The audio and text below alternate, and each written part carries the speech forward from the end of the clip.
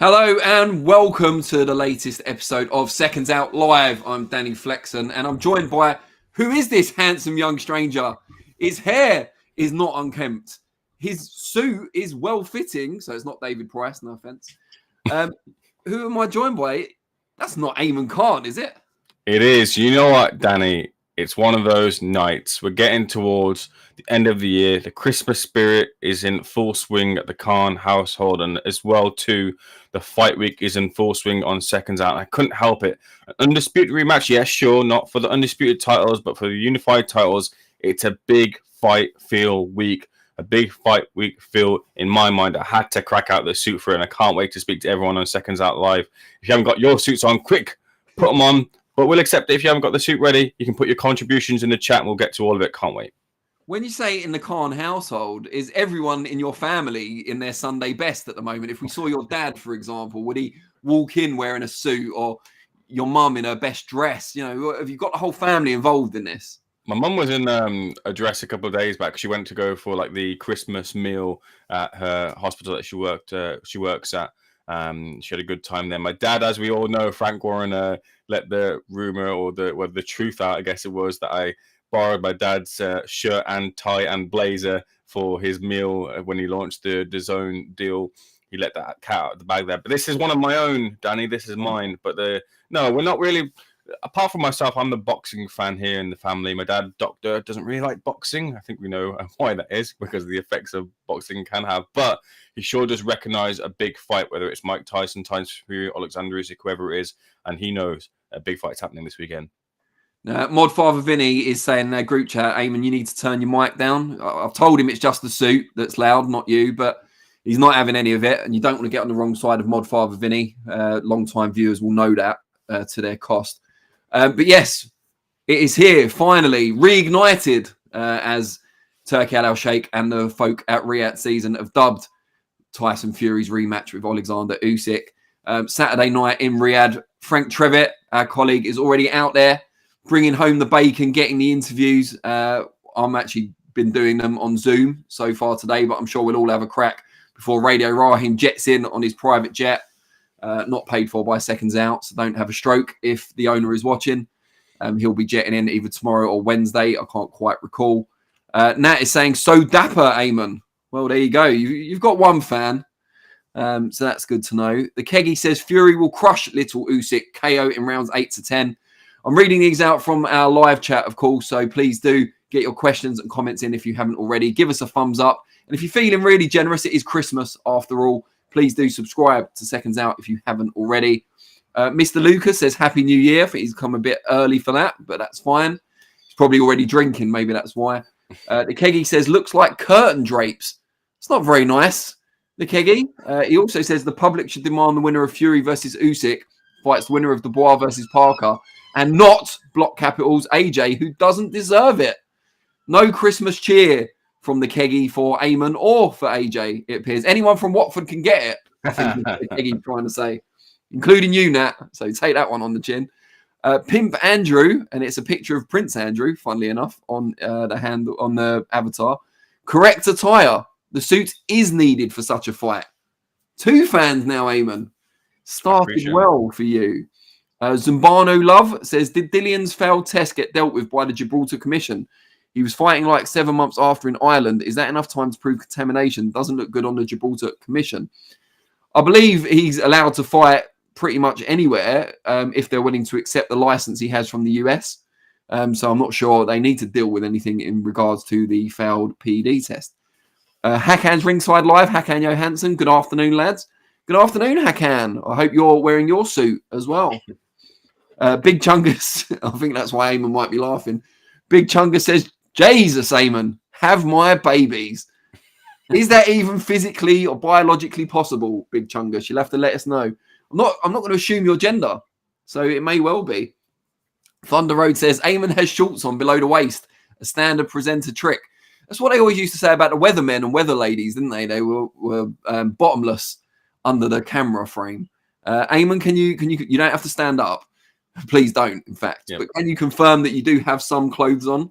I'll be very honest here. I got the blazer on, I got the shirt on, decided against the tie. I do have the trousers on, but I have socks on, and that's it. No shoes. I didn't have enough time to crack the shoes on as we're working hard over here at SecondsOut, delivering the content on different platforms. So the socks I'll have to do for now. The shoes are a miss for the moment.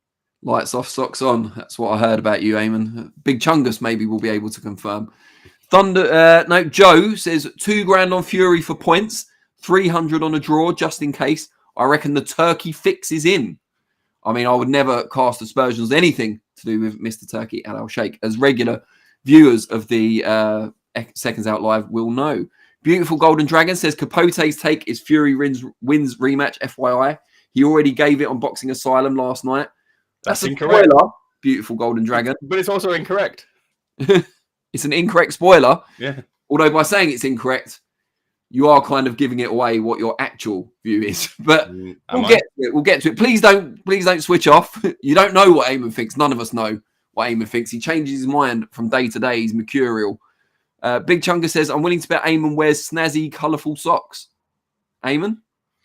Stance. I wear Stance as my choice of socks. They've got a different array of socks and underwear as well too. Really comfortable. You check them out. Check out Stance. They don't sponsor us, but they're a good pair of socks. I didn't have Ayman's underwear discussion as my segment 1 headline, but maybe Modfather Vinny can change it if he gets a chance.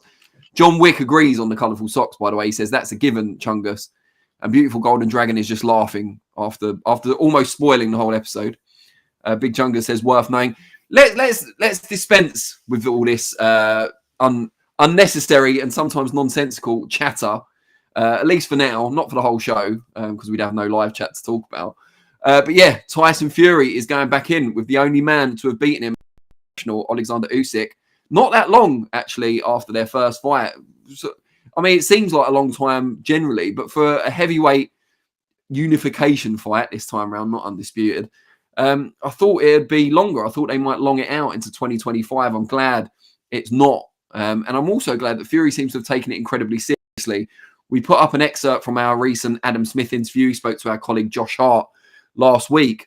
And Adam Smith said he'd been trying valiantly to get into Tyson Fury's training camp and was unable to because Fury was taking things so seriously. He'd shut the training camp down. Obviously doesn't want too much secrets getting out there. He wants to keep his mind on the work at hand, the task at hand. And I think that's a very encouraging sign. Meanwhile, in the Usyk camp, which Adam Smith was able to gain access to, he's typically disciplined. And seems to have put on a fair bit of muscle as well. Ayman, how much do you think we can take from the preparation or the glimpses of the preparation we've had so far from both teams? With respect to Adam Smith, who's been a lot longer in the game than I have, I don't actually take all that much from what he's saying because, as I remember it correctly, that way or the lay of the land in the first fight that Usyk had a couple of media outlets in his camp, and Fury, I think, had made it a closed circuit, unless I'm misremembering that. But that's how I feel it took place the first time around. I'm glad it's the same sort of thing the second time around. What is better concerning, or what is better signal from the Fury camp heading into this fight, into the rematch, and turning what was a close defeat into a victory, is that there aren't any rumors or innuendo about Fury coming out of the camp. If you rewind back to that first fight, there was the rumor that Jaya Pattaya had come in, done the business on Tyson Fury, and got kicked out of the camp, for want of a better phrase. Nothing of the like of that the first time round, second time round. Also, there's no cut, which is a big factor in the fight. Now, I would feel that, although Fury would say no excuses and this, that, and the other heading from the fallout of the first fight, you can't help but knowing a bit about boxing, that a cut will hamper your camp by some form. Because it's a cut, you've got to manage that heading into the fight. You have to make sure that it doesn't worsen. You have to make sure that it heals and give it the time to heal. So that takes something out of your camp. There is no cut this time around. There is also no Agron Smakitsi, who we believe caused the cut in the camp. If you've seen the pictures of the sparring partners from left to right, I think there's been about 4, 5, 6, 7 of them. Agron doesn't feature, so I don't think he got the invitation the second time round. Again, making sure there's precautions are in place so that we get a full version. I think it was also his willingness to talk about the issue that probably didn't help him get invited back. Yeah, maybe that as well, Danny. I mean, he was on our channel as well. I can't criticize, but Yeah, maybe that played in a factor as well. But look, outside of that, from some of the signals that we heard about the corner which is going to be a big factor in this fight as well too. It seems like they've got their kind of the corner in order. Everyone knows who's going to be taking precedent, who's going to be taking the lead in the corner, and how they're going to involve their kind of statements in the fight, what they feel, the advice they want to give to Sugar Hill and then to Tyson Fury in those crisis moments, if there are them. So I think, to be fair, from a Fury perspective, there seems to be a lot more of a tight-knit, a lot more of control, a lot more to take from this the second time around. But for Usyk, it's the same thing. Par for the course for Oleksandr Usyk, nothing to really report on. And he looks like he's up and ready for a big stakes rematch. Joe says, please don't stand up, Ayman, echoing the sentiments of many, including me. Zambanu Love says, Fury was losing at range or up close. Not even sure Fury's feet in his prime would be enough for Usyk. He's always been sloppy with his punches, but opponents didn't have speed and elusiveness. Do or do, depending on your pronunciation, says Usyk is unbeatable. Andy Gomez says, do you think Fury will come in heavier to leverage his weight and size advantage, or will he opt for a lighter weight to enhance his mobility? I think he might come in heavier, but if he's trained incredibly hard, as appears to be the case, he might naturally have shed some weight. So we'll wait and see. No pun intended. Do says, just bully him around won't work. Joe says, no man who wins a fight by 1 point is unbeatable. I think that's a very salient point. Zambani Love says, Fury was losing at rate. Oh, no, that's the same chat. He's put it in twice to trick me. Nat says, Saturday will be a rinse and repeat, and I'll be just as smug about it as I was last time. Yeah, take it from me. She was absolutely unbearable. Cuss's system, Dennis, good to see you, mate, says, heard that Sugar Hill and Andy Lee are the only ones in the Fury corner. No John Fury. I saw the picture they put up on social media with like the whole team, and I didn't see any sign of John Fury, so I did immediately think, is he not going to be there then?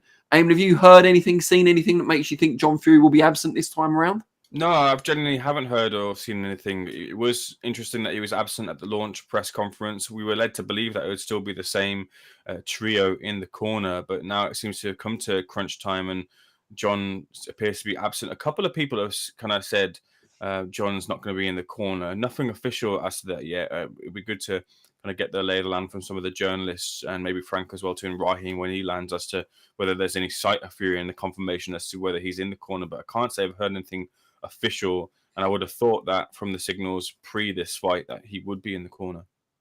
Andy Gomez says rematches are very rarely similar to the first fight. I mean, generally, the rule of thumb is that the rematch will often confirm the first fight, but to a greater degree. Sometimes you'll see challengers, the loser of the first fight put up a better showing the second time around, but just not enough. But it's very rare you see a complete sea change from the first time around. Hakan says Usyk wins on a unanimous decision. Beautiful Golden Dragon says Capote calls a draw, FYI. I think he's just trolling at this point. The Boxing Guru says greyhead, which, as well as being an incredibly creative observation about me, it's incorrect. It's grey dad guy. You should know that, Boxing Guru, because although you claim to not like this show very much, you're here seemingly every week now. John Wick says Fury seemed to not have his foot on the gas quite enough. Did he take too many rounds off? I'll have to sway with a Fury decision win. I can't write him off.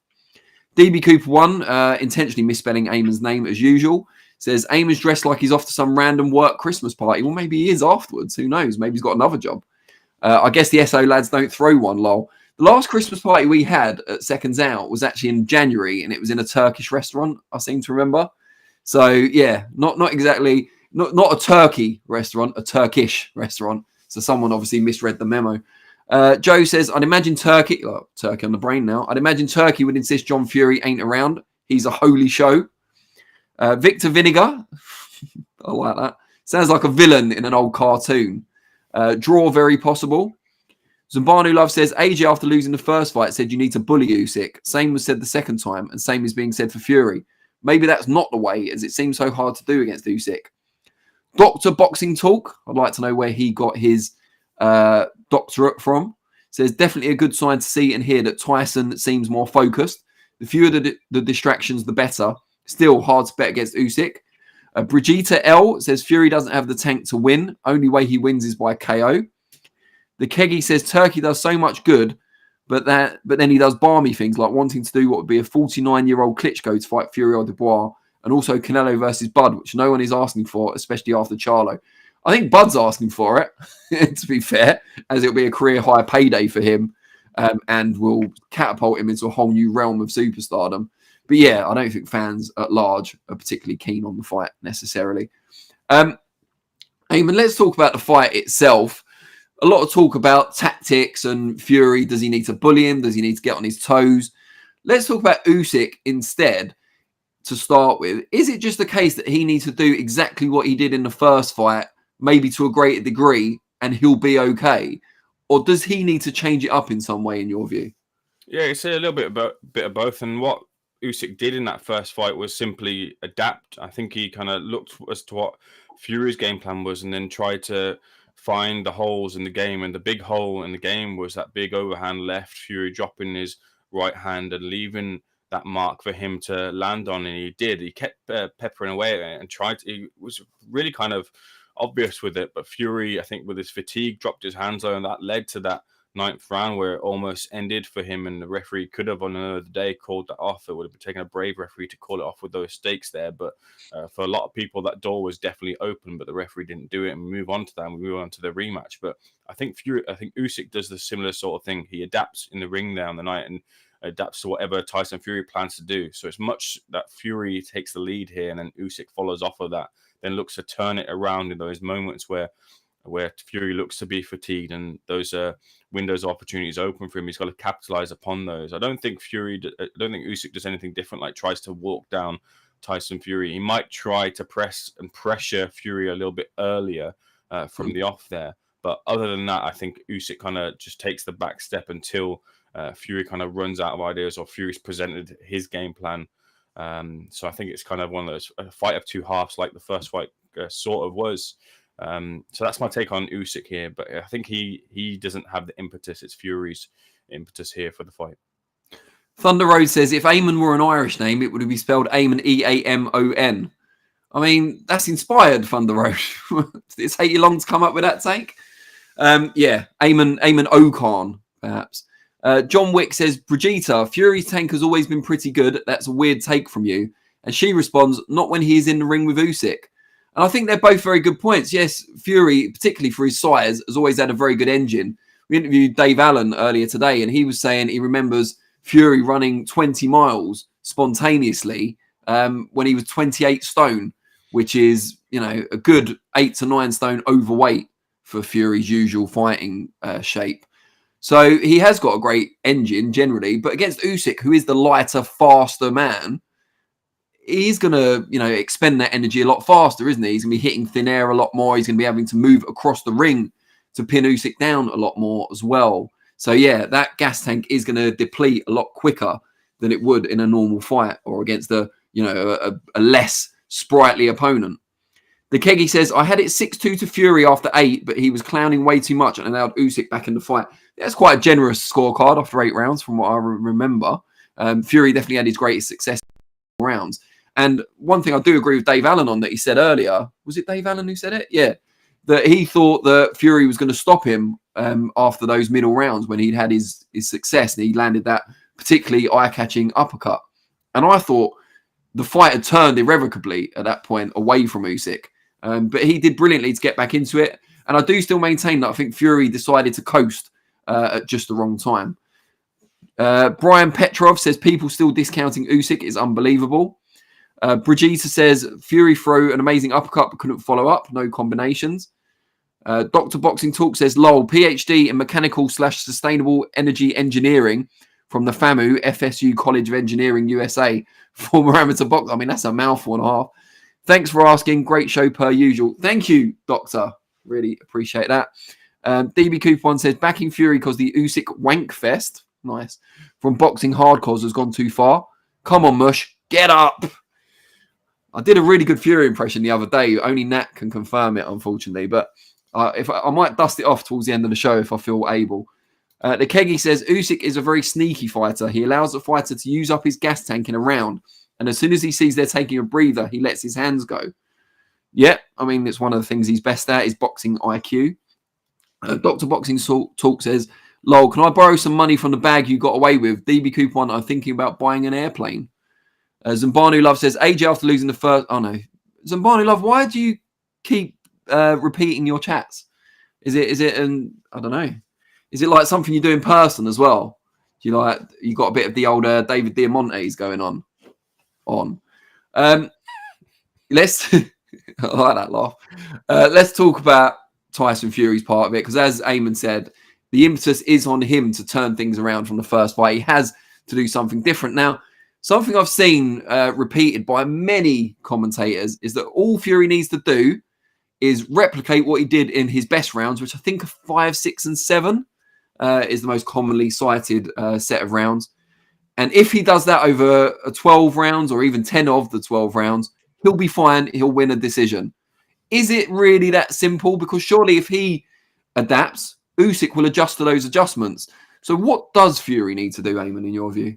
I think the most important thing is to work on his defense, really, and that's in 2 parts. I think he's got to manage his gas tank throughout the whole fight, and he can do that by doing the boxing tricks that he has in his pocket, that he has to do in the past, and not really the showboating. He can pack that in this fight, but he can grab hold of Oleksandr Usyk, all these, and wear down Oleksandr Usyk. You've heard it all before, but it does hold merit in some of the game plan and the thought as to how Fury does get the victory. I think the other thing he needs to do as well is keep his gloves up. He can't afford to be relaxed in that fight. He's gonna take the fight like he's like every round he's down, and he's got to have that mentality that he can't give Oleksandr Usyk just even a breath to find a gap. The other thing as well too, what Usyk did so well was he really, in the early part of the fight, was focused down to the body. So where Fury had a lot of effect in landing those uppercuts and shots at range, and looked like he was getting on top of Usyk there in terms of the momentum, Usyk had invested into the body, and I believe that's what led to the effect of what happened in round 9. So he's got to kind of make sure that the body isn't as free as it was the first time round. Then in terms of the offense there, look, a lot of the varied offenses, you've got to keep the offense varied, because if you let Usyk put you into a pattern and your offense is in a pattern, then that unpredictability means that Usyk knows what's coming. And Fury's always been this unpredictable guy outside the ring, and with his skill set and his punches that he's able to get off in the ring, he has that level of unpredictability. So keep throwing those uppercuts. Keep throwing those uppercuts at range, and then if Usyk comes in at range, just hold him and waste those seconds down and waste those seconds away, and you're banking those rounds. So bank as many rounds as you can early, so that if another crisis moment happens, you've got those rounds banked, and you've got a little bit of leverage heading into the later rounds, and you can recoup and regroup from there. But I think a lot of it is what's been said before. A bit more of an aggressive Tyson Fury might get the job done here in this fight. A real close fight between the two of them, but I think Fury has to be more on the front foot and believe in what Sugar Hill's ethos is there, and try to go for that knockout. If you come in heavier, which is going to give away a lot of the game plan, then just be true to that heavier set Fury, the ones that have come through the trilogy with Wilder. You can't quite do what got you to the dance in the first place, what won you the title against Klitschko in the first place. I think you can probably do that in spots here to get you out of sticky moments, but you can't let that be your game plan, because I don't think that a heavier, older Fury has that in his locker anymore, and that will drain him out. And I think that's the last resort for Fury. But being on the front foot, pushing for that knockout is the game plan for Fury. And if he does that, he might just find himself with his hand raised. Now, because the chat has hit the ground running, I completely forgot about the poll. So we're asking quite simply this week, how does Usyk versus Fury 2 end? Fury KO, Usyk KO, Fury points, Usyk points. We'll put that up now and we'll read out the result at the end of the show. So please do vote, and we'll get an indication of what the chat as a whole thinks is going to happen in Riyadh on Saturday night. Just go back to the chat for a bit. Where are we? Zambanu Love insists that the glitch is on our end with the repeated chats. It's only happening with your chats, though, Zambanu Love, so I'm not sure quite why. Sorry. He also says Fury's best wins are getting worse as Usyk's keep getting better. I assume that's sparked by Dillian Whyte's struggle at the weekend or last night that we'll be talking about later on in the episode. But yeah, I don't think the Klitschko win aged badly, to be fair. I think Klitschko gave Anthony Joshua quite a lot of trouble after he lost to Fury. So I think that win has aged quite well. Granted, Deontay Wilder, not so much, but maybe Fury ruined him. That is a school of thought also. DB Cooper 1 says, you lads should do a live watch along to these big fights. Just the usuals, not news guests. I'd tune in. Yeah, I mean, we could consider it, but the watch alongs we do with the special guests tend to do pretty well anyway. I'll have to check if we're doing one for this Saturday, actually, because no one said anything. P.S. That Fury impression was diabolical, old boy. I haven't done the impression yet, unless you've been listening into my private phone conversations, which is a whole other conversation, DB Cooper. Nat says about the impression, it was quite good, to be fair, but might not be ready for public consumption. Say that about a lot of things. The Keggy says, UK needs to get behind Fury. We are not a good nation in supporting our own. MB says, Breedis and Chisora had success when they started fast, then Usyk adjusts. Yeah, that's a fair point. I think Breedis especially probably came closer than anyone to beating Usyk as a pro, except maybe Fury in the first fight. Andy Gomez says, Fury needs to keep making adjustments to prevent Usyk from finding his rhythm. Dr. Boxing Talk says, Fury has the ability to succeed against Usyk. He proved that in rounds 4 to 7. But I think that the key is Usyk's adaptability. As you mentioned, we can't overlook that. Pimp Andrew, I'm laughing every time I look at that avatar. Fury gave away the first 2 to 3 rounds last fight. Needs to start faster, which is a gamble if the fight lasts until rounds 9 to 12. The Keggy, Usyk does not fight for 3 minutes a round. He saves his energy for a 60-second burst. DB Cooper 1, going to go out on a limb here and say Fury KO within 8 rounds. Fury has more to gain. Let's not underestimate how much of an impact no sparring due to the cut he had. The Keggy says, Fury focusing on the body is an absolute must too. Yeah, I mean, from my point of view, I think Fury, as Ayman said, needs to be on the front foot a lot more, needs to try and dictate the pace and pattern of the fight more than he was. I think if you stay static for too long without any lateral movement, it allows Usyk to dart in and out. You know, you need to keep that jab working. I think he needs to be a lot more consistent, Fury, with his jab, not just to stop Usyk getting inside, but also to make him think twice about those advances in the first place, give him something to think about. So make the jab consistent, vary it, head, body, you know, sharp jab, up jab, feeling out. You don't need to keep it the same pace and the same rhythm every time. And I think just generally staying in the pocket a little bit more. You know, when you've got Usyk pinned back against the ropes and in the corners, we saw Fury was landing like 1s and 2s and then dancing around the ring or moving away laterally. Maybe against some opponents that makes sense, but when you've got an advantage against Usyk, it's important that you press it, I think, especially if you're the bigger man.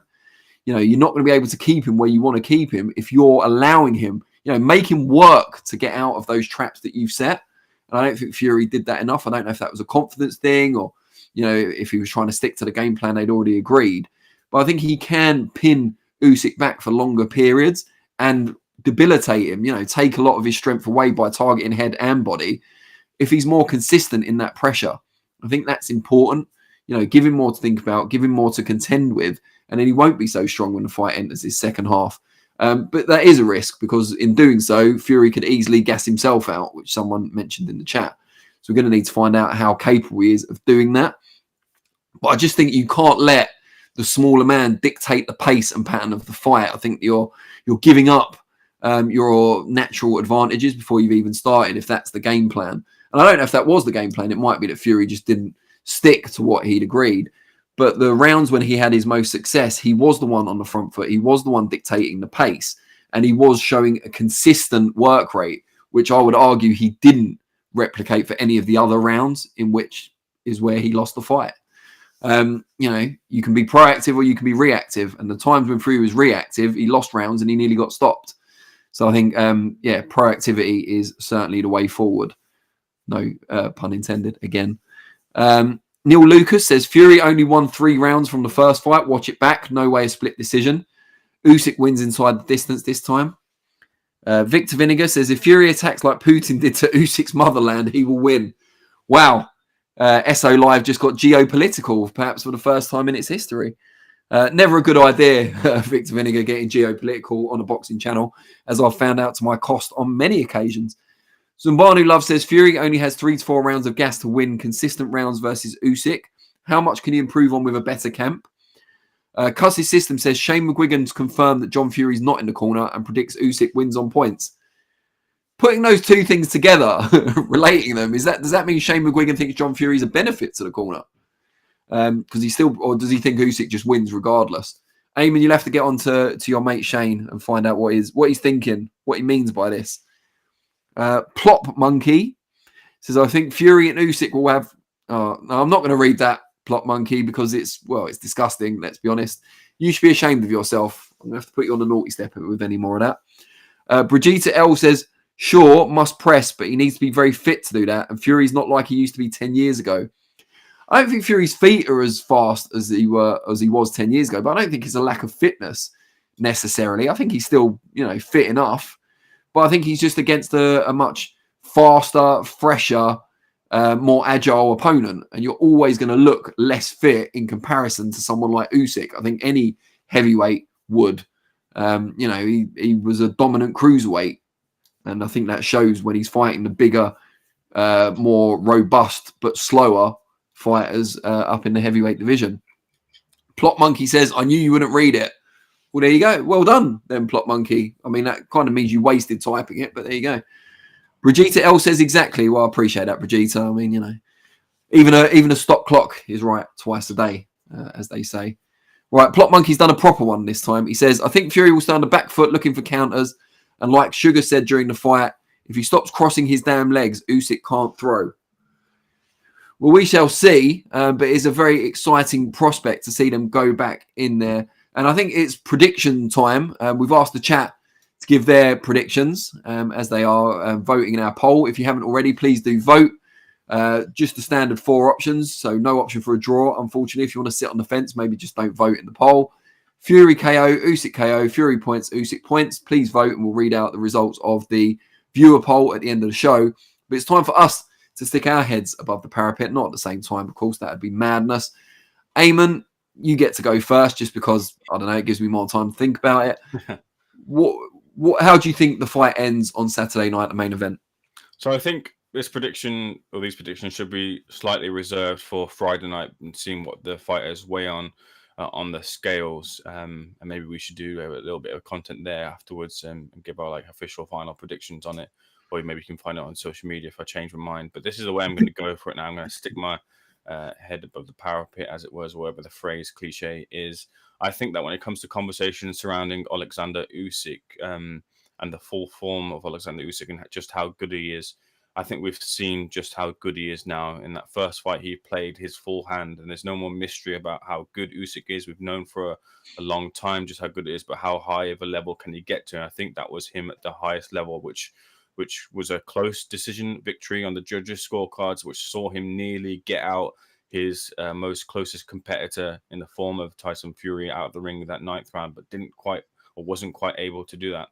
Now, I usually don't eat up promoter spiel at all, but I do agree and do feel that there's some reasoning and sense in the idea that Tyson Fury didn't have a full and complete camp going into that fight. And that's because we've seen the evidence of the cut. And knowing a bit more about boxing and knowing about how it can affect your camps and training preparations, I do feel that it did affect Tyson Fury's training camp. I do feel that there wasn't a full reflection of Tyson Fury and how good he can be on the night there because of how his camp was hampered because of the cut and how it had to be managed to get him to the ring in that first fight. So with that being said, I'm a bit of a hipster outside boxing. I've got my round circle glasses on. I've got my hair slicked back sometimes in a ponytail. I listen to music you probably don't know of, bands you ever heard of, and I'm a bit of a boxing hipster as well too. And I'm going to say is my prediction right now is that I don't think Oleksandr Usyk wins the fight, the rematch against Tyson Fury. Neither do I think Tyson Fury wins the rematch against Oleksandr Usyk. I'm going for a draw in this fight. I can't split the two of them. I want to be as honest as I can in my prediction, and to the listeners of this podcast, it's not for me fence sitting here. I can't split the two of them. I do believe Fury will be a lot better in this fight here. I don't think it's enough though to beat Oleksandr Usyk because of the adaptations he's going to make in the fight, and that's going to cause for a little bit of a controversy here, and maybe for that trilogy, just with a win in the Usyk column and a draw and another and not a win for Fury. And I think that both men end disappointed and the hands raised in the fight for the final bell. That's a very detailed prediction. Who had money on Ayman being a hipster? Lewis Hart has rocked up, trying to dominate the chat as he usually does, asking where's DB Cooper. The Keggy predicts Fury KO round 9 via body shot, and Christopher Saavedra quickly points out Fury has never KO'd anyone with a body shot. Well, there's a first time for everything. Plot Monkey says, I'm not convinced Usyk's body is actually that vulnerable. Without a liver shot, he won't go down. Christopher Saavedra says, Usyk by KO if the referee doesn't save Fury again. Victor Vinegar says, new poll. You don't get to declare polls, Victor. That's Modfather Vinny if he wants to, make an executive decision. Otherwise, it's Ayman and I. Who would win in a fight out of the two hosts? Oh, Jesus. Lewis Hart says Ayman would win inside 2 minutes. Lewis, you've been calling Ayman out for ages. Well, step up to the plate, mate. When are you taking on Ayman? Let us know. Plot Monkey says Fury sneaking in a right uppercut counter on Usyk is his best path to a KO. But it means Tyson needs to lead Usyk into coming forward, which is risky unless Fury's footwork is perfect. Victor Vinegar says his money's on Ayman in this poll that you've asked for that isn't happening. John Wick says that's a good take from your man in the suit and shorts combo. Brilliant. Nat says Ayman 100%. I can't cope with this level of betrayal. Pimp Andrew says Fury by Turkey special. And he's put a picture of a turkey. Is that a turkey? I'm not sure if it is. Victor Vinegar says he defo has Hawaiian shorts on with that suit. He's denied it for now. Asan24 says Usyk wins, Fury is shit. So he's kept it brief. Big Chunga says, are Josh and Lewis Hart related? Not as far as I'm aware. They're a similar age, though. They both have the same annoying qualities. And talents, of course. DB Cooper 1 is responding to Lewis Hart. He says, oi, my ears are burning. Getting some work done, so not active in chat. How are things, Mush? Pulling Dubai, did we? Pimp Andrew says, I also dress up in suits, deliver long monologues, and collect gluteal splinters. The cake. Just on that.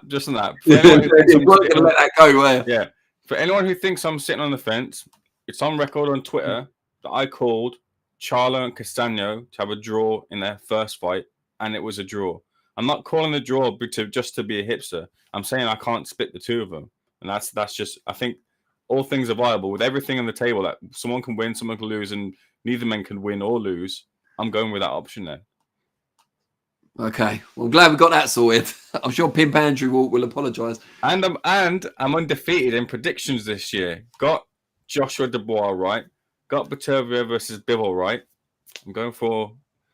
Is this only your third prediction of the year? Got Usyk versus Fury right. The Fury versus Usyk the first time round. Yeah, so the big predictions, I'm on point. I'm putting my head out there. Put my neck on the line. Is that the secret? Only predict fights that are really big, and then you only do a few per year? That's right. It gets me the 100% record. I've done that when I was on Boxing News, when they asked me to do previews. The Keggy says, Danny, how come you're not going to be in Riyadh? It's a sad story, Keggy. I was actually informed that if I was even to set foot in Riyadh during Riyadh season, I would be absolutely a nightmare. No, I'm joking. I'm not there because Radio Rahim is covering it for Seconds Out, and I'm more than happy to let him do so. These days, I quite like watching fights from the comfort of my sofa rather than jetting off to exotic climes. Those were the Boxing News days. I'm a different man. I'm a Renaissance man. Thunder Rose says draw isn't even a poll option, but Ayman picks a draw. How does that fence feel?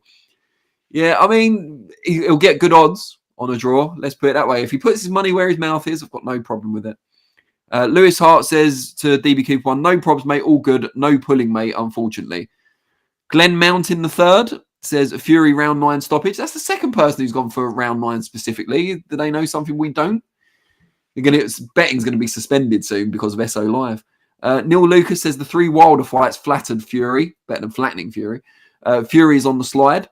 The Keggy says McGann, what a plonker. Great way to mess up your career. That's obviously referring to Dennis McCann's failed or adverse finding in a VADA test. We probably won't be talking about that in this week's episode for no other reason than we're probably going to run out of time before we get to it. But we shall see. Zambanu Love says Fury versus AJ after this fight, after Fury loses again. We're going to be talking about Mr. Joshua momentarily. They'll both want to force Usyk into retirement by avoiding him. Asan24 says Fury princess with a lovely little emoji of, you guessed it, a princess. DB Cooper one says to Lewis Hart, shame lad, that's like missing the barn door, expecting more from you. What's the crack with Boxing Social these days? Drier than a insert pun. Please don't insert pun. Definitely DB Cooper don't insert pun, and that plot guy probably shouldn't either. And Lewis, don't feel you have to defend Boxing Social when they're, let's be honest, quite dire recent figures on here. But if you feel you want to, go ahead. Big Chunga says, get off the fence, Ayman. Those gluteal splinters again. Zayn Mohammed says, are you in rehab for this fight, Fury versus Usyk? Seconds Out as a channel are already in rehab. Rehab? Rehab. They're trying to make me go to Riyadh. And I said, no. Yeah, Frank Trevitt is already out there for us. Radio Raheem will be jetting in to join him very soon. So we'll be covering all aspects of Fight Week. Lewis Hart says to DB Cooper one, I'm a loyal man, mate. No need to get attention off other women. Ooh, is that Lewis Hart's missus getting a mention for the first time on SO Live? I'm sure she's absolutely delighted, mate. Pimp Andrew says, I profusely apologise. My first ever time, you almost made me sweat.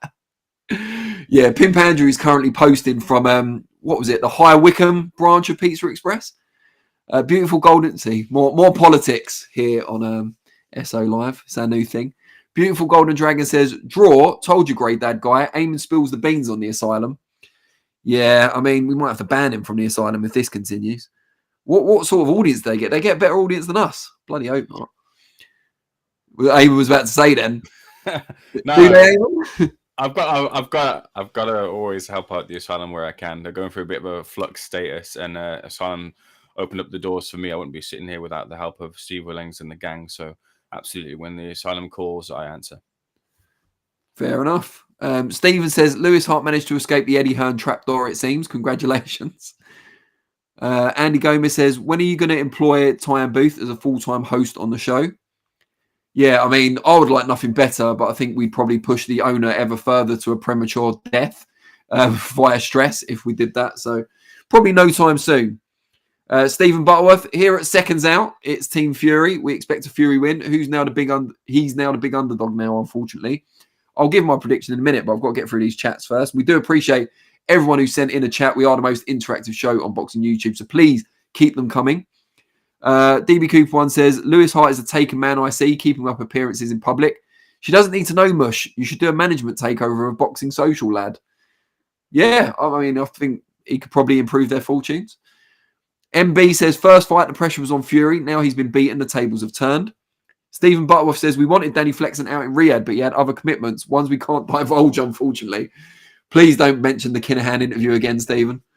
Lewis Hart says, to be fair, mate, you aren't wrong. She won't know. Talking about his real girlfriend, we assume, at the moment. DB Cooper says, what is this boxing asylum? Is it on YouTube? Give it a plug. When are you live? Go on then, Ayman. Go for it. Boxing Asylum has been on YouTube for a number of years now. Hardcore boxing fans get to go on there. Anyone can contribute as well, so you're very welcome to jump on Boxing Asylum every Sundays from 8 p.m. till whenever they're off. Usually try and give a couple of hours of content hosted by Matty D. Gillinardo. Steve Wellings also pops in and out every now and again. Rob Kelly, Andy and the gang as well too, Ozzy, and a few others as well. I haven't been as quite... on the panel as maybe in few years gone by, some of the regulars, but like I said, a state of flux. Des as well too, cannot fail to mention Des has offered a lot to the podcast. But if you're a hardcore boxing fan and you want that hardcore boxing conversation, then that's the podcast absolutely for you. They gave birth to a lot of kind of characters within boxing. I wouldn't call myself a character, but they definitely helped me. A fella by the name of Porky. I don't know if you know who that guy is, but I think he got his start at the asylum as well too, and a few others as well. So yeah, definitely one for the absolute hardcores of boxing fans. Sounds like the asylum's got a hell of a lot to answer for. Pimp Andrew says, Woking, Danny. Woking, you're right. It's not High Wycombe. It was Woking where Pimp Andrew was not sweating, but also not where in somewhere he wasn't supposed to be. Nat says, Stephen, Flexen needs to be on his sofa watching the fight so I can see his tears in real life when Fury loses again. You're giving away my prediction. Why is everyone giving away predictions? Christopher Saavedra says, what worries me is Turkey's complete bias towards Fury. I think that's a little unfair. Are the judges and referee going to be fair? I mean, he did lose the first fight. I think they probably could have got away with him if there was some corruption involved. They could have got away with him winning a split decision. It wouldn't have been the worst decision of the year, would it? Zambanu Love says Fury versus AJ after this fight, after Fury lose. Oh no, we've said that. Again, it's our glitch, apparently. DB Cooper one says to Lewis Hart, you and Ayman should join that midget Parsons on the stomping ground. Those lot are living the life. Meanwhile, SO has January Christmas dinners in KFC. I said it was a Turkish restaurant. I'm not sure where you got KFC from. Colonel Sanders was a purebred American. Yeah, no one's going to be leaving for the stomping ground. Not from Seconds Out anyway. Lewis Hart can do what he wants, but Ayman's staying. Ayman's staying forever. He's locked in. He's got a golden handcuffs contract. The Keggy says predictions in the other two heavyweight fights on the card. We'll get to that if we get time, but everyone really wants to talk about Fury Usyk and AJ, which we'll be coming to in a minute. Big Chungus says, Ayman, you are a character. It's your number one fan. President of the Ayman fan club there, Pig Chungus. Pig Chungus, did I just say? That was a Freudian slip. Stephen says, he who must not be named won't be mentioned again. Respect to Ayman Khan for recording a great interview, but it wasn't to be. Yeah, cutting room floor. The Keggy says, Porky is an acquired taste. Yeah. Tyson by 9th round KO, which he said already, I believe. And DB Cooper's now talking about Michael Benson, so we don't need to read that one out necessarily, although he will be missed. I'll give my prediction because I need to take my son to kickboxing in about 3 minutes' time, so I'll keep it concise. I think Fury can get the job done this time. I think he can start a bit faster, dictate the pace more, as I was saying earlier. And I think he can pin Usyk back for longer, make him think more, and limit his activity in a way he wasn't able to do or didn't do, certainly, the first time around. I think the first time there was an element of coasting. I think he got drunk on his success. And instead of getting greedy and trying to get more and more success and, ruining it that way, he actually decided to ease off on the work rate because he thought he was winning at a canter.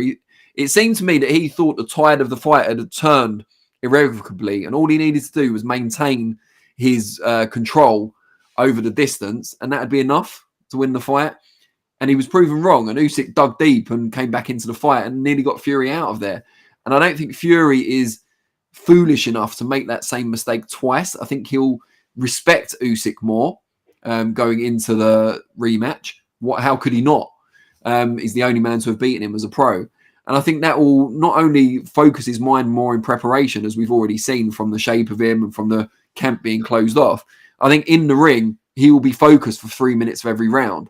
And I think the success he does have, while it might, bolster his confidence, I don't think it will cause him to coast along as it did I believe, in the first fight. I think he'll adapt when he needs to. I think he'll push forward more, and I think he will take advantage of his moments in the fight a lot more than he did the first time around. And I think he can get the job done. I think it will be on points. I don't see him getting Usyk out there. He's a very tough man. And I don't see him being there for 3 or 4 punch combinations, even if Fury decides to throw them. I think if he takes a big shot like that uppercut the first time around, I think he'll move away. I don't think he'll get a chance necessarily to knock him out. But I think he'll do enough. I think his activity, his jab, and his body punching will be enough to get a close but clear, unanimous victory on the cards this time around and set up the trilogy for 2025.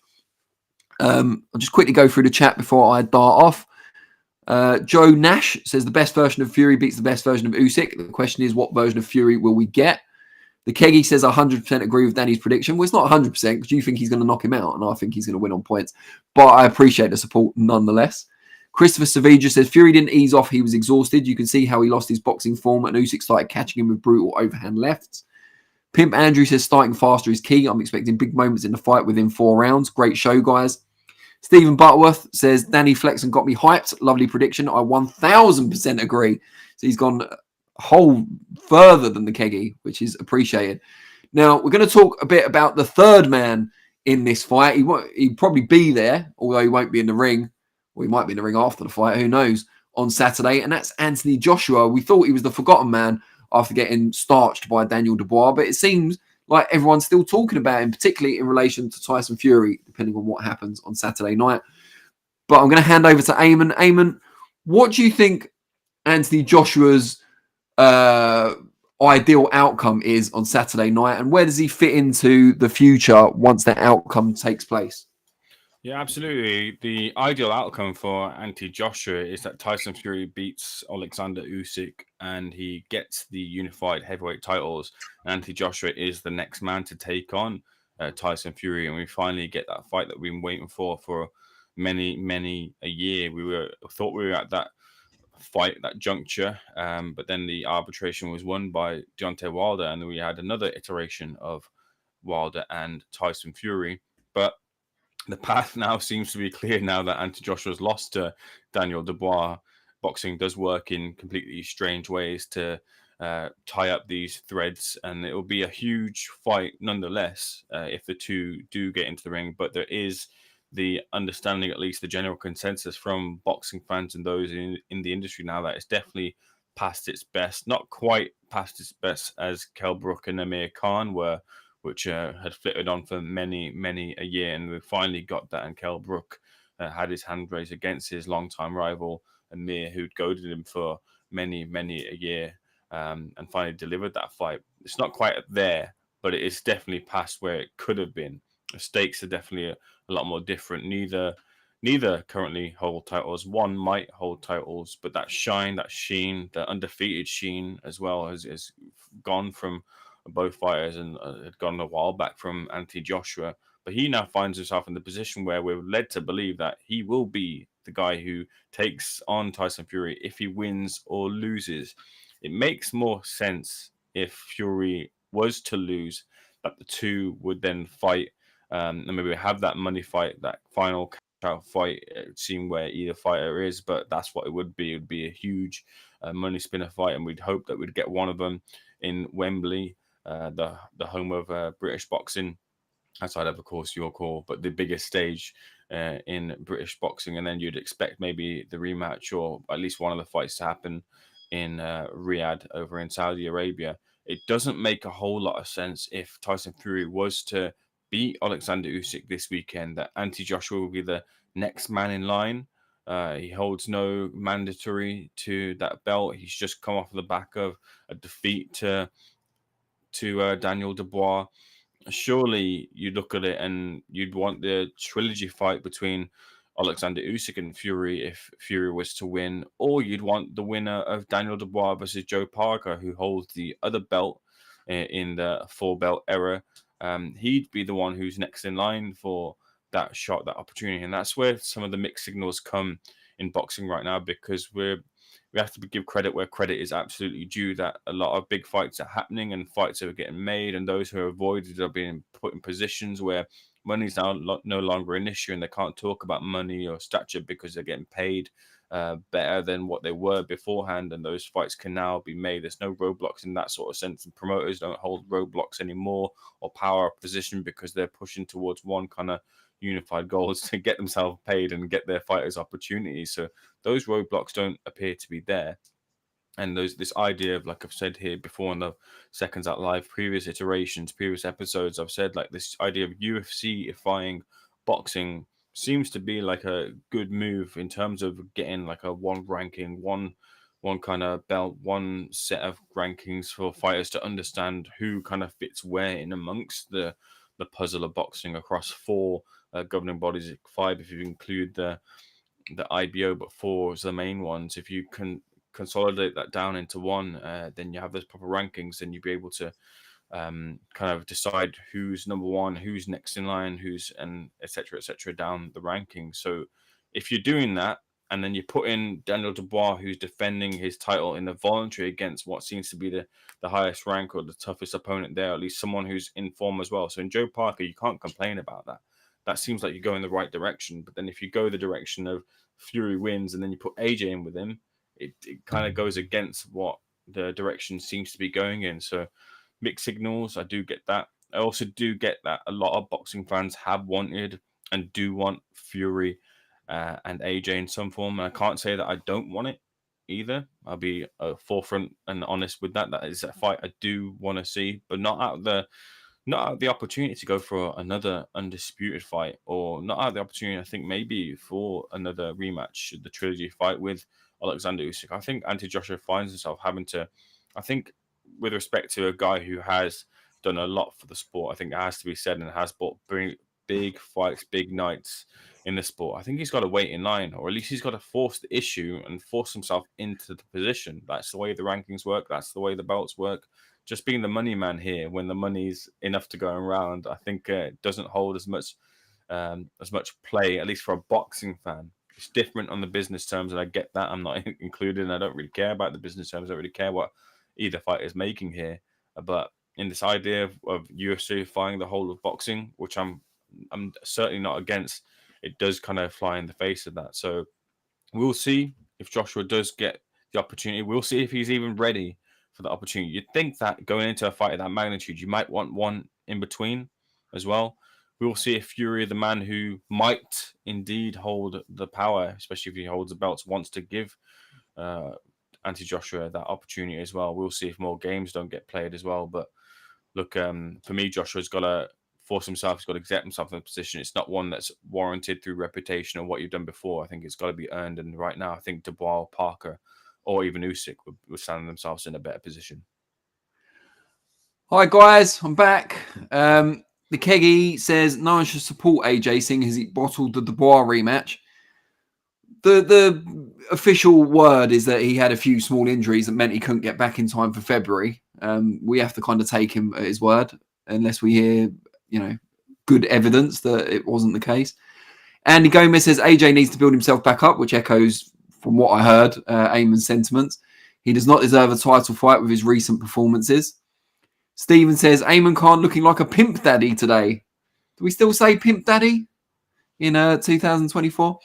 What's happening, pal? Styling and profiling. Oh, lovely little Ric Flair reference there. You have got a certain Ric Flair about you today, Ayman. A certain Flair, anyway. I've never had any Ric Flair about me, apart from maybe using Ric Flair on the old Here Comes the Pain, WWE 2K 7, 8, 9, whatever, until I stopped playing those games. With a tear in your eye. DB Coupon said, Eddie Hearns, as the Yanks say, is protecting AJ's value. It's one crappy warm-up fight before Fury fight. Another loss ruins his value. AJ is like a melting ice cube in the sun, spelt sun S-O-N. All about preservation. Christopher Saavedra says, the problem for Fury is that he won't be able to match Usyk's insane stamina and work rate due to how big he is and how careless he's been with his body outside the ring. Thunder Road says, Danny must be walking his son's kickboxing. I did say that before I left, in fairness. 5 minutes to the top of the hour and Ayman is on an extended monologue. We are quite predictable, aren't we? DRW or Dr. W says, what are your predictions for Saturday's main event? Just got here. Hope all is well. We've missed Ayman's prediction. Don't accuse him of sitting on the fence. He went for a draw. And I've said that Fury will win on points. There was a lot more to it than that, but you'll have to watch it back, unfortunately. DB Coupon says, Pimp Daddy, Eddie Hearn, Frank Warren, etc. It all means the same thing. Pick your poison. I mean, in that context, is Pimp Daddy Ben Shalom? I don't understand. Ben Shalom, Eddie Hearn, Frank Warren? I don't know. Bob Arum. Maybe Bob Arum is the original Pimp Daddy. Pimp Granddaddy. Pimp Great Granddaddy, let's be honest. Anyway, moving on from that. Anthony Joshua. So Ayman makes a very valid point that based on recent form and performances, not just results, Anthony Joshua does not deserve a crack at either the winner or the loser of the Usyk Fury rematch. However, he remains the biggest draw in the heavyweight division. He remains one of the biggest draws pound for pound in world boxing, perhaps less only than Canelo or Jake Paul, depending on whether it included him in the context of a real boxer. But yeah, so Anthony Joshua has a commercial value that will always get him undeserved opportunities. That's just something we have to accept, I think. He can sell out stadiums in the UK. He can sell products. He's, recognizable on the street. He's got crossover value. And I think that trumps recent performances. I think if he says he wants Fury next, if Fury does lose to Usyk on Saturday night, I think he gets him. I agree that he should have to work his way back into the picture, but should isn't going to get anyone paid, unfortunately. And I think the reality of celebrity and the boxing world specifically is that, the most famous, highest drawing, money creating fighter will always get opportunities, even if they don't deserve them, even if he's been on a losing run for a long time. Look at all the opportunities on a lower level Derek Chisora has had despite all the defeats on his record. And that's not simply because he's worked his way back every time. It's because he has commercial value. And Anthony Joshua has that times 10 or times 100. Whether he deserves it is obviously a different thing. I think if Fury were to lose on Saturday night, I think Fury Joshua is a natural next fight to make. They've both fallen short at the very top level, the elite level, against Oleksandr Usyk. So it'd be an interesting fight and one we've always wanted to see. Bit later than we wanted to see it, very similar to Amir Khan and Kell Brook. But I think it still has a lot of value. I think a lot of people would still want to watch it. However, as you know, if you've seen my prediction, you'll know I don't think Fury's going to lose on Saturday night. I think he'll beat Usyk, which will set up a trilogy between them for 2025, which leaves Joshua with an empty dance card that will need to be filled. So then he's got to find an opponent that he thinks he'll beat, he's relatively sure, or his team are relatively sure he'll defeat, because otherwise, you know, that Fury fight has gone forever. But also, they'll need to find someone that they can still sell to the public. Nothing's going to make as much money as a Fury fight for AJ. However, they don't want a kind of an Ajit Kabayel, for example. You know, no disrespect to him, but they're going to want someone where they can sell elements of the fight, whether it's on competition, whether it's on personal enmity, whatever the selling point is, there needs to be one. And I think someone we're going to be talking about in a later segment, Dillian Whyte, falls right into that gap, you know, right into the convergence of the two principal motivators here, because he is someone you can sell the fight because of their grudge, their fights as amateurs and as a pro. You know, they still definitely don't like each other particularly. Dillian Whyte, we can talk about his performance a bit later, and we will, but he did win. You know, he is still in the equation. AJ's coming off a loss, unlike Dillian. And that fight will always sell. And it's one that AJ's team and AJ himself, if they've watched Whyte's performance against Ebenezer Tete in Gibraltar, will feel confident of winning. So it's kind of maximum buck for minimum stress, I suppose, if he can't get the Fury fight. So I think a fight between AJ and Dillian Whyte, their third, if you include the amateur fight, it makes perfect sense if AJ is forced to wait for Fury. So yeah, we shall see. Derrickes says Fury growing a beard illegally to cushion Usyk's punches. Banjo Baby says this is it. Fury gonna go get fire rocket. Someone's gonna have to help me with the emoji translation there. DB Cooper one says a lot of people are bitching about the undercard, but as a Brit, it's great. Fisher, Moses, Italma, and Ishmael Davis. Lest we forget our Lord and Saviour Sir Isaac Lowe. Get up, mush. It's not a great undercard. I'm happy to say that. However, it's not supposed to be. It's a huge, huge main event. The only reason it's not undisputed is because of the IBF's regulations, which I'm not complaining about. But, you know, it's a massive fight between the two consensus best heavyweights on the planet. And in Usyk, someone who's probably high up in the pound-for-pound list as well. It's an incredible main event. The first fight was really good to watch. The second fight, there's no reason it should be any different. And the undercard's solid but unspectacular, which is what you'd expect when you've spent so much money, attention and focus on the main event, and rightly so. So, yeah, I mean, I haven't got an issue with it. I spoke to Dave Allen earlier today. He seems really focused on his fight with Johnny Fisher. I know he's a big underdog, and I can understand why. Dempsey McKean against Moses Talma. It's an intriguing fight, at least. Talma's being moved quite quickly with his goal of being the youngest ever world heavyweight champion. So that's interesting in itself. I know, obviously, the Madrimov fight fell through, and now Bohachuk gets Ishmael Davis. But Ishmael Davis come in with a lot to prove and plenty of motivation and very little to lose. So I think it will be a good enough undercard. It will be enough to whet the collective appetite for what's to come in the main event, which is the real reason everyone's paying for it in the first place. So, yeah, that's my view on it anyway. Christopher Saavedra says, true, long beards do cushion punches. It has been confirmed by science.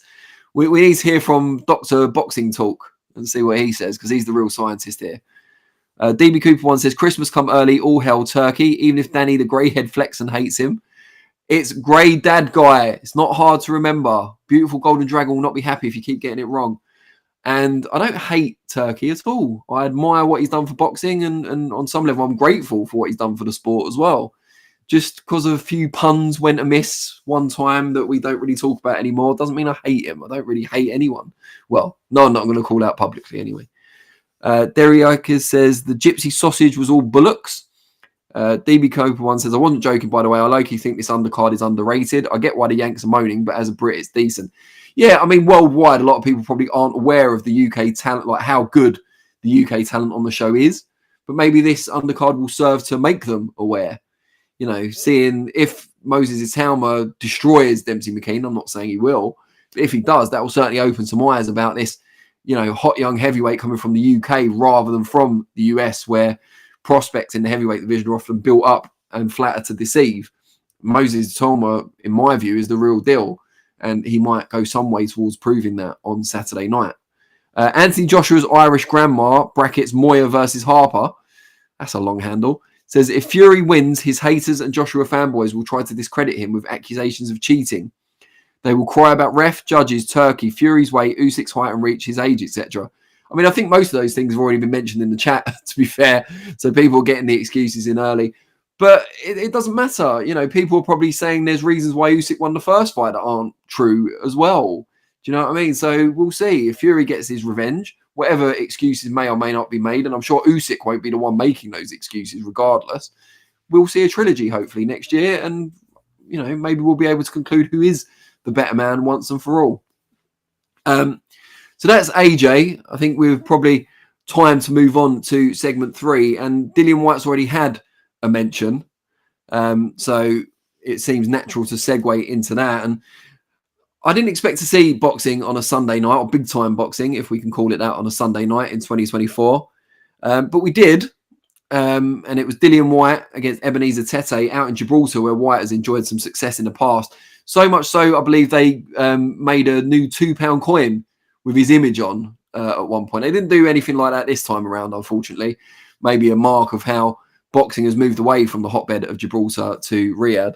But Ebenezer Tete, fans might remember him from fighting Daniel Dubois earlier in his career and only lasting a round. He did a lot better this time against Dillian Whyte, although the way he bowed out of the contest in the corner didn't make many people on social media happy last night. Ayman, what did you make of Dillian Whyte's return? Yeah, very interesting. And just before we get into that, Danny, have a little look at the Seconds Out pod chat, just because there's a little bit of information there, a little tidbit that might give us an idea of the corner for Fury on fight night. But yeah, in terms of Dillian Whyte, it was a pretty disappointing performance, really, against Ebenezer Tete. Look, the thought and feeling going into this fight, and it was warranted that of someone of Tete's standing, sure, he might be durable, a fighter, but nowhere near the level that Dillian Whyte is looking to be operating at, nowhere near the level that Dillian Whyte should be having, not a competitive fight, but any trouble in getting rid of him. Dillian didn't struggle or labor, but he just found it hard to get rid of a guy who kept coming forward, couldn't deter him until the guy himself said he had enough, because he had poor preparation, not the resources that Dillian Whyte's afforded for a fight, or not the level of training that Dillian Whyte's afforded for the fight. It could be completely different if they had not picked a tailor-made opponent here. That's the truth of it. And it feels like with the shift in landscape of the heavyweight division, as has happened in the last couple of years, as people have been waiting for, fighters have been waiting for, managers have been waiting for, promoters have been waiting for the undisputed picture to take place, and then belts fragment for that. Fighters have been putting themselves in positions to get one of those belts, or be in the position to fight, or be the next challenger for it. And Dillian hasn't been putting himself in those positions, hasn't been putting himself in competitive fights since that Fury fight, really. I find it tough in with Jermaine Franklin, and for many, Franklin did win on that night here. We're looking at a fighter in the form of Dillian Whyte, to be as blunt as we can be about it, as someone who might struggle to find himself a place in amongst the higher end of the sport now, because a lot has changed in that picture. Like we mentioned here previously in this podcast, Zhang's now up at the top. Joyce has filtered off. Joe Parker's on a resurgence.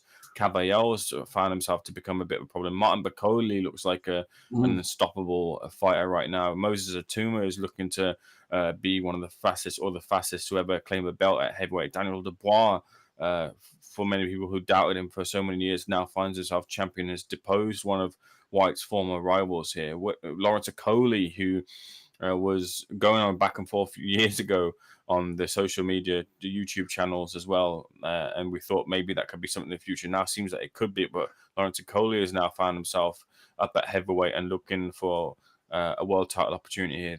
There's so much that's happened, and Dillian Whyte has kind of been left in the background there. And I think with whatever peak he was at, that has now, he's fallen off of that peak quite alarmingly, because you'd expect that off of the back of Dubois on his rise to dispatch of Tete so quickly, that Whyte would have done something similar, and Whyte couldn't.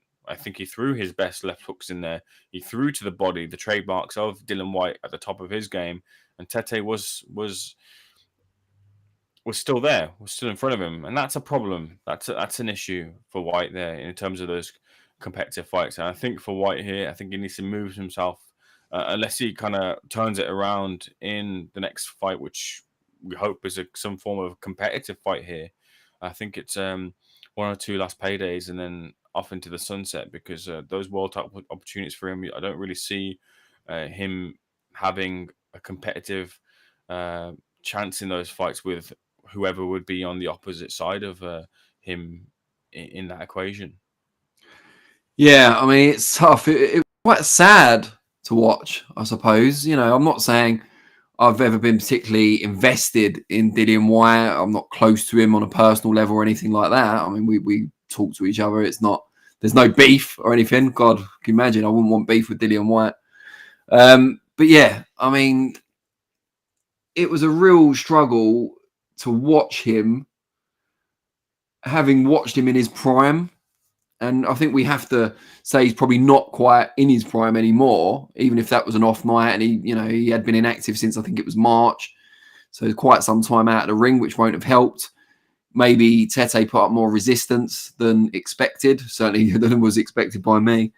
And Whyte didn't look in kind of phenomenal physical shape either. I mean, he never looks kind of ripped to shreds, not that I can talk, but he didn't look like he has done in previous fights where he's got great results, like the Povetkin rematch springs to mind, or a couple of the 2 fights with Derek Chisora. So it's how much of it was based on the rustiness and maybe a lack of motivation for this particular fight, not exactly in the centre of boxing out in Gibraltar against someone he was expected to be. I mean, he's in a kind of no-win situation in the sense that Ebenezer Tete had only fought a British opponent once before and got absolutely destroyed. And there was no real way that Whyte was going to beat him quicker than Dubois. And if he beat him in around the same brevity, then no one was going to give him particular credit for it. So, the only way was down, if you like. And he seemed to kind of change things up. There was variety there. Yeah, was he a bit slower than usual, perhaps? Didn't seem to have the same snap in his punches necessarily.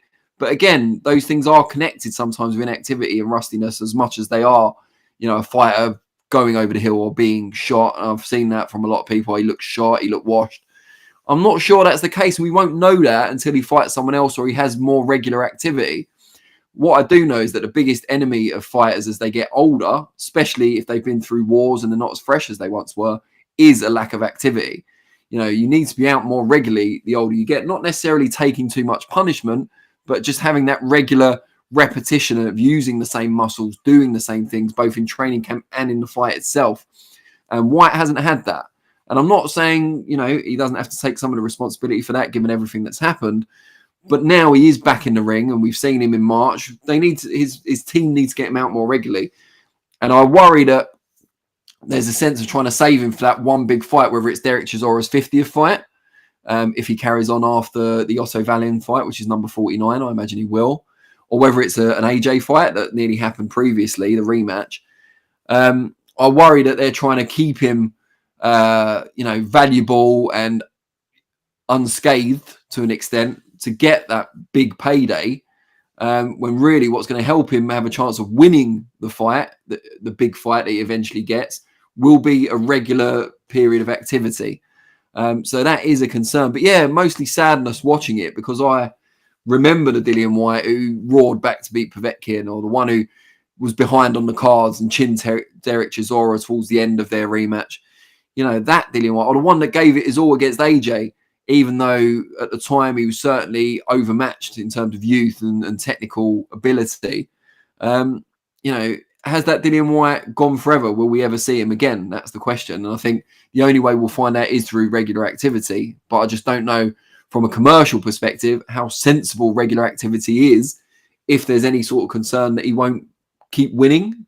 Because ideally, you'd want a gradually improving level of opposition as well. But the logic goes that if he struggled that much with Ebenezer Tete, even if he takes a small step up in the level of opposition, there could be a chance he won't make it to the big payday fight. I'm not sure that's true. I think maybe the more regular level of activity will make him a sharper, better fighter, more like the Dillian Whyte of old. And he'll work his way towards that AJ fight. But I can understand why people would think it's a risk. Let's have a look at the chat. Christopher Saavedra says Whyte looked over the hill. DB Cooper 1 says, I'd like to see Whyte back on some big shows. Say what you want, but he's a character and a laugh. It was great to have Adam Smith back on comms. Makes it 10 times more interesting.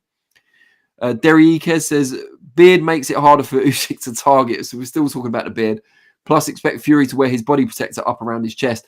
Just a note on Fury, if you only just joining us, we've got a poll up in terms of the method of victory for Fury or Usyk on Saturday night.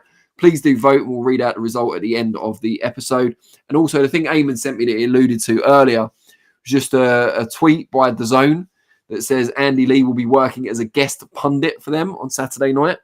So I don't know if that means he's going to be around when he's got time in between stuff going on or whether he's not going to be in the Tyson Fury corner. That would be a bit of a shock. But we'll have to wait and see. There's something to keep an eye on as fight week progresses. I'm sure someone will ask Andy Lee. Hopefully. Anyway, extra padding. No, we're not going to talk about the beard anymore. VKNNFEWLSB. I think I just started floating when I read that. Says, you're the best in the business to me. That's very nice. Thank you. Anthony Joshua's Irish Grandma says, Whyte is a decent heavyweight. Danny Flexen, the GOAT presenter. You've misspelled my name, Irish Grandma, but I shouldn't really moan about it as you're calling me the GOAT. But I can't help it. It's just the way I am. My anal prick. Drew Dog says, dude has a set of ears on him. I quite like that, Drew Dog. Is he talking about me? That's not very nice. I don't like Drew Dog as a person, by the way, having read that. I just mean I like his handle. VKNNFEWLSB, there's got to be a shorter way of saying that. Says, I just commented on the Dave Allen video that your great banged up abroad joke didn't register with Allen. I said that was going to go in the comments. Or maybe he didn't like it, even though he really should have, as it's a great joke. So, yeah, I mentioned this to Ayman before we started. And I said it to Nat earlier that it was going to get brought up in the comments on the video. So Dave Allen said something like, oh, when I beat Johnny Fisher on Saturday night, you won't see me again. And I said, whatever, we'll see you on you'll end up on an episode of Banged Up Abroad. And then he just didn't respond at all, completely deadpanned it. And I said, I don't know if they make that anymore. And then moved on. But it was too late. He'd absolutely mugged me off already. So, yeah, I'm glad someone noticed. Technique says, I'm going with Tyson Fury. I think he's in incredible shape. DB Cooper 1 says, Andy Lee usually just does the admin backroom support for Fury, like picking out gloves, rules meetings, and watching them hand wrap, etc. Yeah, I mean, I don't think him being a guest pundit for DAZN necessarily means he won't be in the corner or doing the stuff he usually does, but it is something to keep an eye on. JRP says, Flexen, best in the biz, yo. I like the way you decided to communicate with me in my chosen vernacular there.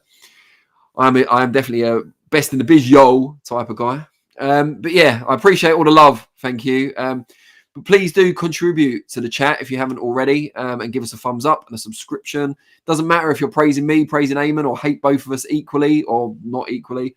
We appreciate you becoming a huge integral part of this show. So please do get your comments and questions in, because we only got one segment left. And it can't be all about the heavyweights on every episode of Seconds Out Live.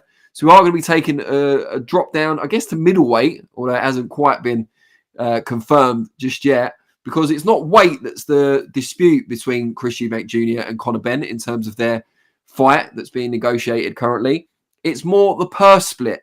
What have you made about this, Ayman? Ayman, what do you make in general of boxing fans? Because I know this gets on some boxing fans' nerves, but of boxing fans discussing purse splits and financial arrangements and commercial attraction and that kind of thing.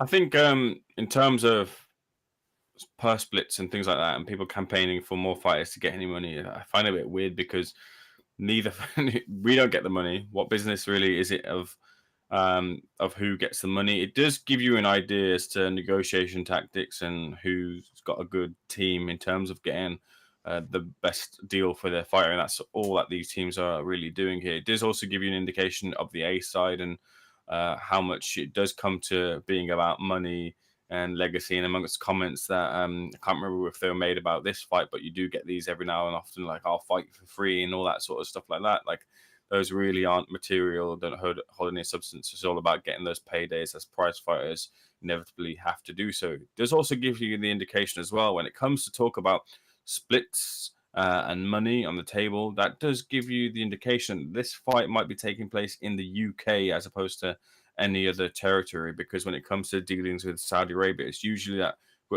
one person gets whatever, the other person gets whatever, and that's it, and no one really kind of knows anything more other than that, and everyone seems to be happy about it. But with the purse split and all that sort of stuff, that does mean that to me that this fight seems to be happening over here in the UK. I did speak to Ben Shalom about kind of the goings on as to the deal, and Ben seems to think he's done a great job in whittling down Eubank Jr.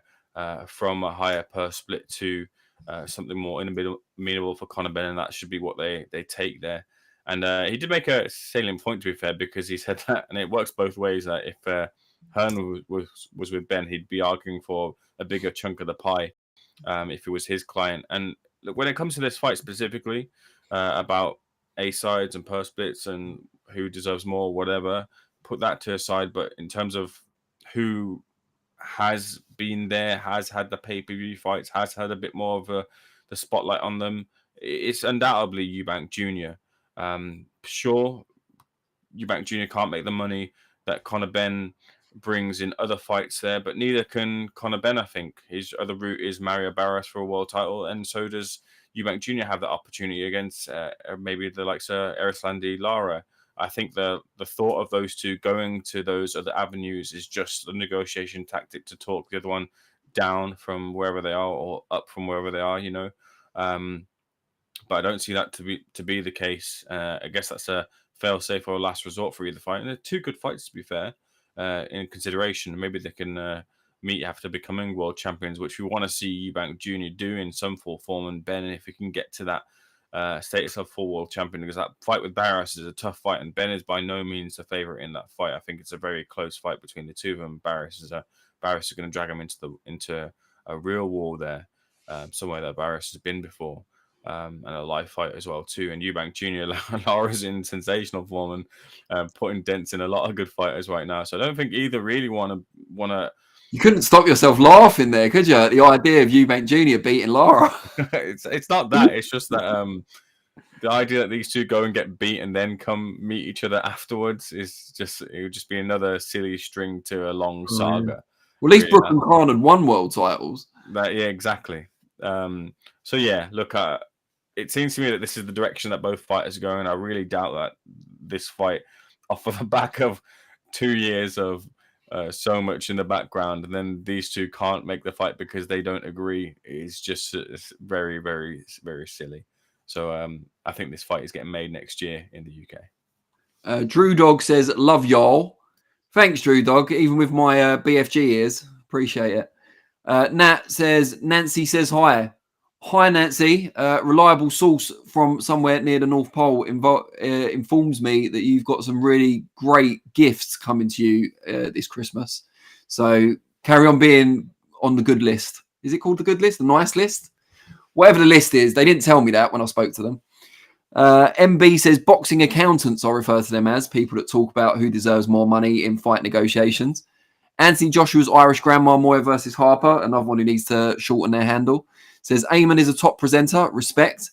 Unfortunately, they've inherited DB Cooper one's penchant for butchering Aiden's spelling, the spelling of Aiden's name. Not butchering Ayman. That'd be horrible. DB Cooper one says, the purse split ought to be 70-30 or 80-20 to Eubank Jr. going off every objective metric. Bigger name, fights, paydays, and dumb pay-per-view. Benny's only known for failing 2 drug tests. Eubank should walk away. I don't think that's fair. Particularly, no. I mean, Ben's a fairly big name. He's got crossover value. He's doing big numbers across socials. That's what they always used to tell us. He's filled arenas as a main eventer as well in London. So I think that's a little bit skewed. VKNNFEWLSB. God, I'm getting my cardio's taking a hit just reading that name out. I think this will be a more exciting match than the first because I reckon Fury will have to risk getting knocked out to get a knockout. His legs haven't been the same since 2015. Yeah, I mean, I think Fury's been a victim as much as anyone else of inactivity in the same way Dillian Whyte has. I think if you're not the most fresh and you're getting on in years, I think it's important to stay active. And I think Fury suffered from not doing so. But yeah, getting back to Benn Eubank Jr. or Eubank Jr. Benn, I don't know if the order of the names is another thing that's up for negotiation. I think around 50-50 or somewhere close. But if these two guys want the fight as much as they've made out, and they are each other's most valuable opponent, there's no doubt about that. Although Barrios against Benn and Lara against Eubank would both be great fights, they're not going to make as much money, either of those guys. And they've got, you know, a pretty high chance, as Ayman suggested, of losing those world title challenges. You know, the Benn versus Eubank, because of the fathers mostly, but also because of the rancor that's grown between the sons, and, you know, the drug test issue before the fight was originally going to happen has only made it more notorious. It's a huge fight. It's the biggest fight out there for both of them. And if they want us to believe that they dislike each other, especially in Benn's case, because Eubank says he hasn't really got hatred towards Conor Benn. If they have that dislike for each other as much as they claim, then surely the percentage points don't really matter. Like, no one wants to get mugged off, but we're not talking about someone getting, you know, a pittance for this fight. They're both going to be very, very rich men, or more rich than they already are, after this fight takes place. So if it's an object of pride, or a matter of pride, that one of them has to take 45% and the other 55%, but you're still going to make massive money and you're going to get to punch someone you hate in the face continuously, surely it doesn't really matter. But yeah, I mean, promoters are doing their job and they're supposed to argue for the best deal for their man, as Ayman said that Ben Shalom had told him about Hearn and if they're in the opposite position. But surely the fighters themselves, who are the ones that employ the promoters, really should be telling those guys, look, I don't care, 45%, 50%, as long as you get me well paid and you secure the fight at the weight and the venue that I want it to take place, that's good enough for me. And if they both say that, the fight will get made incredibly quickly. That's what promoters always tell us. When two fighters really want the fight, it's amazing how quick it can get made. Well, this one isn't getting made quick, is it? So if they really want it, I suggest they communicate that desire to their promoters. Where are we? VKNNFEWLSB. If I say it quicker, it's easier. It says, Danny, why do you think so many heavyweights inflate their height? Fury is clearly not 6'9", and even admitted to Valin on camera when they came head-to-head that he's 6'7" when Valin asked him. Yeah, I don't know if it's they inflate their height, because we get the heights from BoxRec usually, don't we? And I don't know if that comes direct from the boxer just telling them, although I don't think there's a BoxRec operative that goes around measuring people with his measuring tape, or her measuring tape, you know. So yeah, I'm not sure who's doing the inflating, but I think it just goes back to the old days when, you know, boxers used to fight bare knuckle or at carnivals and so on. You know, the more physically imposing someone is made to seem, the more attractive it is for an audience. And I guess maybe that's just something that's carried on. Maybe if the boxers are the ones inflating it, maybe there's a macho element to it as well. But yeah, loads of boxers do it, or loads of people around the boxers do it, whoever it is saying the heights. You know, I'm 6 foot, like bang on 6 foot. And I've encountered loads of boxers that claim to be, or have people that claim that they are taller than that who aren't as tall as me. So I'm not going to name names because it's not fair. But, you know, there's no need for it, I don't think, in the modern age. DB Coupon says, not going to lie, we should all do a British tag team so we can conquer Usyk once and for all after he demolished our entire heavyweight scene. It wouldn't be a tag team, though, would it, if there was, like, loads of us? Anyway, that's the wrestling stuff getting in. Let Usyk have the washed-up, politically corrupt Klitschko brothers rule Britannia. Jesus. We've gone geopolitical again, right near the end as well. We nearly got away with it. Just before we do go, though, we do need to have the result of the poll. So, Modfather Vinny, if you can hear me, please do let us know what people picked as the most likely method of victory for Usyk against Fury 2 at the weekend. And we will let the audience know.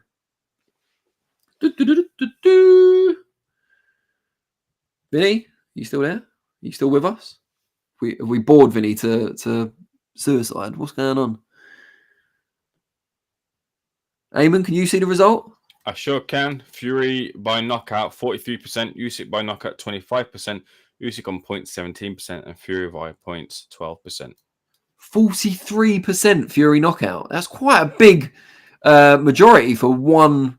Oh, yeah, it's come up on mine now. Yeah, quite a big majority for one method of victory. 43%. And it's not what either of us picked either. So they're all listening to the keggy, clearly. The draw wasn't the option on the poll, like it was pointed out earlier. Yeah, the keggy picked Fury knockout, so he'll be happy. Fury points is the lowest one, and that's what I went for. So it's not looking too good for me, is it? Maybe I will be in tears on Saturday night, as it turns out. Yeah, Fury KO 43%. I mean, it's not beyond the realms of possibility, but I can't remember a time when I've seen Usyk seriously rocked or buzzed. And he said the uppercut that Fury landed in the first fight, like, really hurt him. But he certainly didn't show it to that extent in the fight itself. Harry says Fury wins in round 1. Well, it's all right to say that now, Harry, that you've seen the poll result, mate. We'll see. Just while I've got the chance, I want to thank you all for tuning in. We appreciate it. We do rely on the interactive element to make us stand out. So it would be, pretty pointless without you guys in the chat. Having said that, if you're watching on playback and you haven't got to participate in the chat, please still leave comments on YouTube and we will respond to some of them. Give us a like, give us a subscribe, stay tuned to Seconds Out for the rest of this week because, well, forever, ideally, but certainly for the rest of this week because we will be there in Riyadh for the whole of Usyk Fury 2 fight week, getting all the interviews, news, breaking developments. So please do stick with us. But as is customary, the final word in the episode of Seconds Out Live, Freedom Fight and 123 has just said British media is a joke. Have you just dropped in Freedom Fight and 123 to tell us that? I mean, that's just rude, if anything. Turn up late and say that. Insult your hosts. How dare you? But yeah, the final word, because that isn't it, goes to the co-host, Mr. Ayman Khan. So Ayman, feel free to have a go at Freedom Fight and 123 as part of your closing remarks. Danny, much appreciated. Thank you for passing the baton for the final time on this episode of Seconds Out Live. I cannot wait for the undisputed rematch for the unified heavyweight titles between Oleksandr Usyk and Tyson Fury. Two great fighters. I think what's got to be said as well too is I hope we get a great fight as well, one that's rewatchable. The first one was a real good affair, so I hope the two do put on the entertainment like they did in the first time round. We will be providing the news, developments, entertainment as well too. We've got Radio Raheem, Frank, Trevor as well on the ground in Riyadh across all the Fight Week events. Myself, Danny, and the rest of the team as well too will be trying to supplement the content with interviews as well throughout the Fight Week and post-fight as well. So please do, if you haven't already, give a like on the stream, subscribe to Seconds Out for the latest and breaking news in all of boxing. But for now, for this episode, I'll leave a final thank you to you guys in the chat for contributing, as we couldn't do this without you. So do enjoy the rematch between Usyk and Fury, as we will, and we'll see you on the other side of the next Seconds Out Live to discuss it all in great detail. Thank you guys.